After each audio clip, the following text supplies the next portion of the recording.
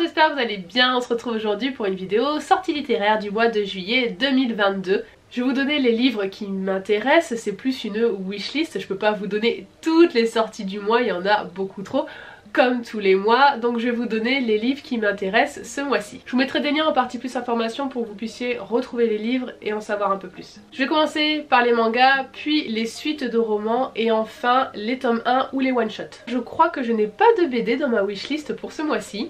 Chat de Yakuza, le tome 2 chez Doki Doki, j'ai lu le tome 1 que j'avais beaucoup aimé. C'est l'histoire d'un petit chaton abandonné dans la rue qui va être recueilli par un Yakuza. On va suivre ses ressentis, ses peurs face à ce malfrat. C'est un Yakuza, donc le chat pense tout au long du manga qu'il va être mangé, qu'il va être tué, torturé, etc. C'est assez marrant.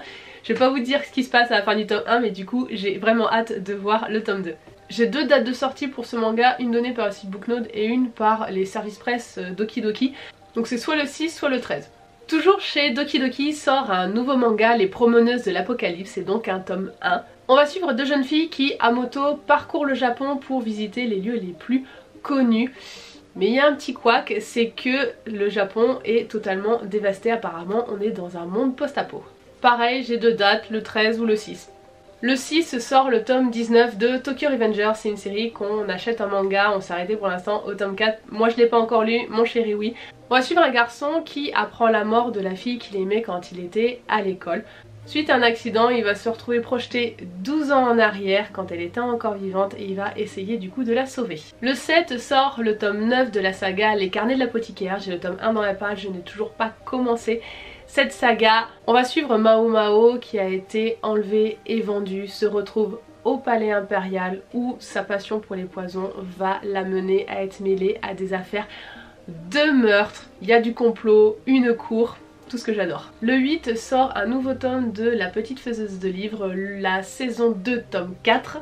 Pareil, j'ai le tome 1 dans ma page, j'ai toujours pas commencé cette saga. Je crois qu'on va suivre une petite fille passionnée de livres qui va malheureusement décéder écrasée par sa bibliothèque et va être réincarnée dans un monde où il n'y a pas de livres, où la plupart des gens sont analphabètes, je crois.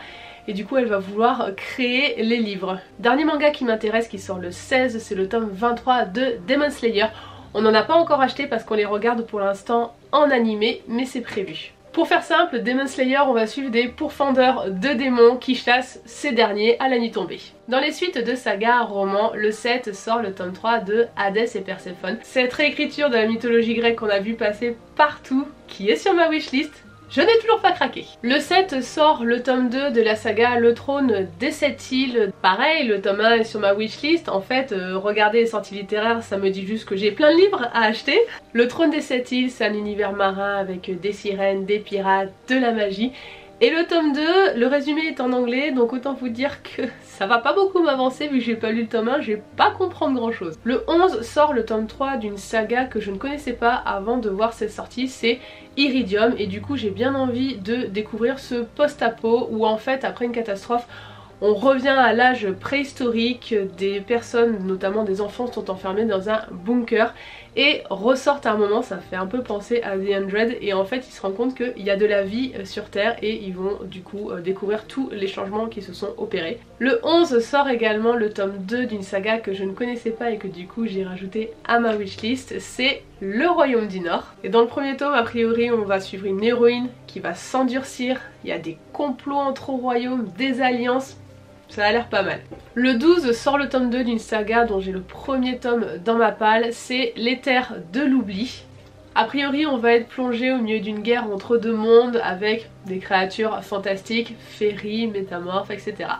Le 12 sort le tome 4 d'une saga qui me fait très envie chez Snag, c'est Ciel sans étoiles. Apparemment on va être sur une dystopie de l'anticipation où les humains partent à la conquête du système solaire et à un moment il y a un vaisseau qui va se retrouver détruit parce qu'il a heurté une barrière invisible et les humains découvrent que derrière cette barrière en fait il y a plein de créatures fantastiques qui vivent. Je sais pas s'il va y avoir du space opéra, j'ai pas l'impression, j'espère pas en tout cas parce que c'est pas un style que j'aime dans la littérature. En série ça me dérange pas mais pas spécialement à lire, donc à voir. Le 13 sortent les tomes 2 de deux sagas incontournables que je n'ai toujours pas lu, qui sont Serpent and Dove et From Blood and Ash. D'ailleurs je me rends compte que j'ai tendance à lire des livres qui ne font pas la hype. Pourtant j'ai envie de les acheter et je les achète hein, pour beaucoup.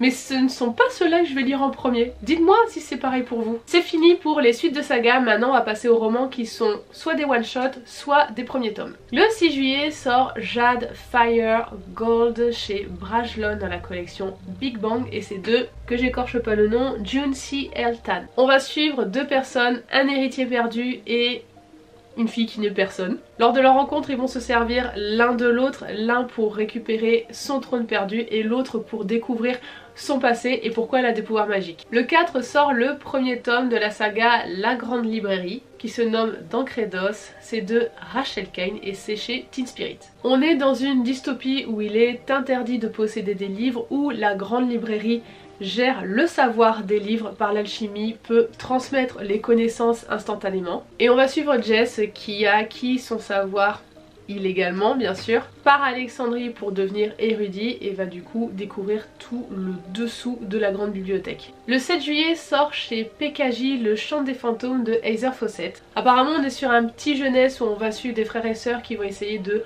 reconquérir leur trône, qui vont partir à la recherche d'un langage ancien pour ça.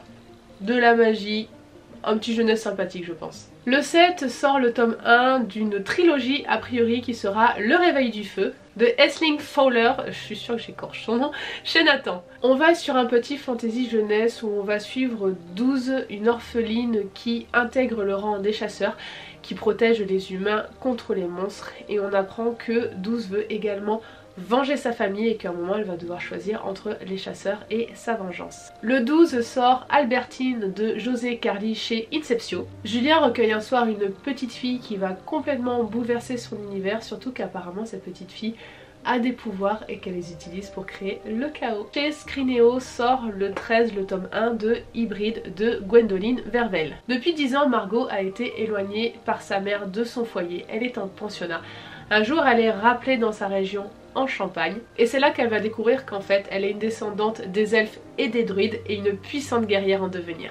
Le 13 juillet chez De Saxus sort le tome 1 de Crias Wars par Nina Verella. Et je peux pas vous donner le résumé parce qu'il est en anglais et que j'ai pas envie de faire de boulettes. Toujours le 13 juillet, toujours chez De Saxus, sort Sons of Arawiya. C'est un tome 1, Chasseur de flammes, et c'est par Afsha Faisal. Oh, je suis désolée. Et encore un résumé en anglais que je pourrais pas vous faire. Voilà pour cette petite vidéo sur les sorties littéraires qui m'intéressent au mois de juillet. Dites-moi en commentaire quelles sont les vôtres et n'hésitez pas à vous abonner si c'est pas déjà fait. Et je vous dis à la prochaine pour une nouvelle vidéo. Bye bye!